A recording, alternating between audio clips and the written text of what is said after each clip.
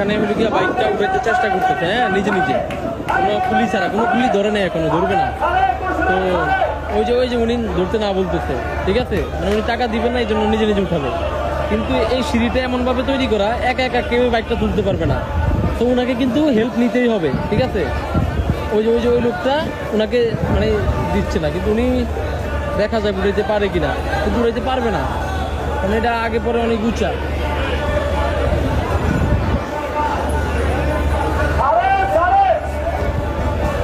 মানে আমার মনে হচ্ছে এখন যে আমি হেল্প করি, কিন্তু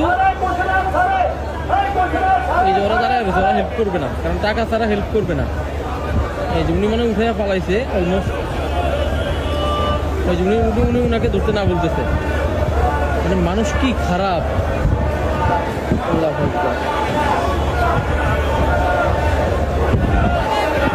এই যে উইটা গেছে অলমোস্ট, আরেকটু বাকি আছে, ইয়েস, আরেকটু।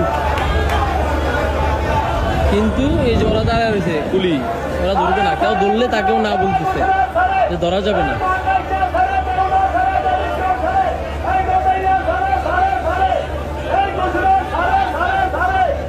মানে ওনাদের হেল্প নিতেই হবে, এমন একটা অবস্থা। লাস্টে ইয়াটা ধরলো, তাও এই যে কুলির বাচ্চা, কুলি ধরবো না, কুলির বাচ্চা। এই যে আরেকটু ইয়াস, ঢুকাইতে পারতো ফাইনালি। যে কুলিগুলা এত খারাপ সদরঘাটের, বলার বাহিরে। তাও একটা বাইকের প্রতি 200-300 টাকা চার্জ করে, 100 টাকা দিলে নিবে না, এমন একটা অবস্থা।